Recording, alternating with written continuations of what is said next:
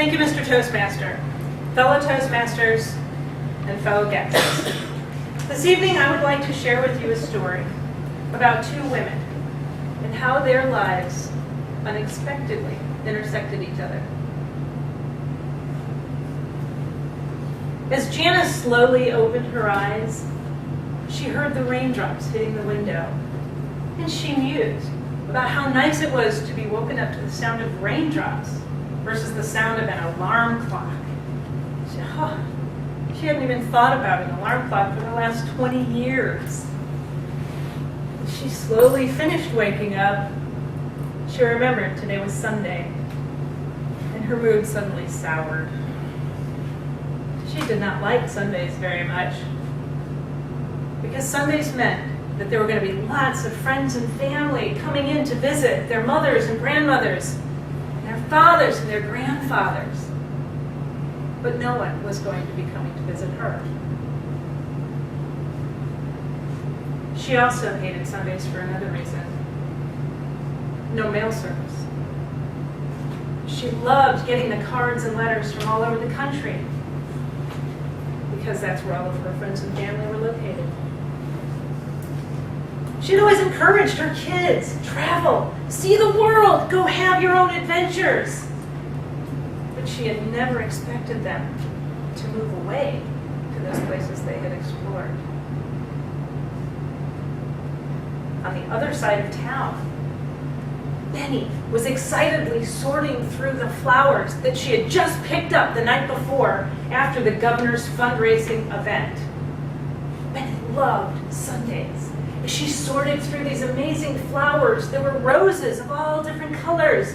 Today there were lilies and irises and even some gorgeous hydrangeas. She thought to herself, these are going to make some beautiful bouquets. She and all the other volunteers, they busied themselves getting all the containers ready and reassembling these flowers into amazing bouquets. You see, Benny loved Sundays because that was the one day a week she volunteered for a local charity called Blooming Again. What this charity did is they gathered up gently used flowers from big events, weddings, big hotel lobbies, governor's fundraisers, and they collected them up and they repurposed them to be delivered to local nursing homes and hospitals, to those people who wouldn't normally be receiving flowers. Benny loved volunteering here. She loved the look on someone's face, that look of joy and surprise when they didn't expect to get any flowers at all. Back at the nursing home, there was so much activity with all the after-lunch visitors. Janice just tried to stay out of everybody's way because there were so many people coming and going and kids running around. She finally decided, I'm just going to go back to my room. I'm going to wait for all this commotion to be finished. Then I'll go to the rec center after this is all done with. She had just gotten settled back in her own room when she heard a knock at the door. Who is it? She said, somewhat annoyed. My name's Benny. I have a gift I'd like to give you. I don't know anybody named Benny. Go away, please.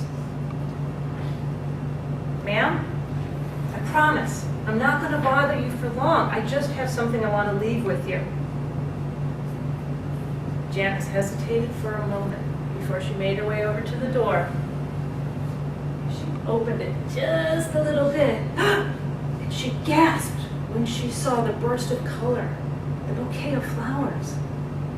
She opened the door the rest of the way and saw this woman standing there with this huge bouquet of flowers. Hi, my name's Benny. I would like to present these to you to help brighten your day today. As Janice accepted the flowers, she just stood there and stared. Janice loved flowers. She had gardened every day when she used to own a home of her own. It was the way that she connected not only to the earth, but to herself. And as her health started to decline, she just couldn't do the work anymore. She couldn't maintain it with all the watering and the weeding and the planting. But just because she couldn't do the work anymore, that didn't mean she didn't still need what she got from gardening. It was an expression of her creativity. It provided her such peace of mind. But over the years, she had really been able to convince herself, that's okay. I don't really have to garden anymore. But now, standing here in this moment, with this bouquet, these blooms of life, inhaling the fragrance, it all came rushing back. The smell of freshly broken earth, the feel of dirt under her fingernails, the ever-present grass stains in her gardening pants. She let the sensations wash over her until she smiled a smile of such amazing satisfaction that Benny started to wonder, what in the world is this old woman thinking about? And suddenly, Janice remembered where she was. She opened her eyes. She looked at Benny and said, would you like to come in? Would you like to have a cup of tea with me? And Benny, a little surprised given her initial greeting, said, yes, I'd like that very much, thank you. Janice escorted her in, and as Janice put the vase down on the table, she said, would you like to hear about my gardens? And Benny sat back. She settled into her chair and got ready to share a cup of tea that she knew she would never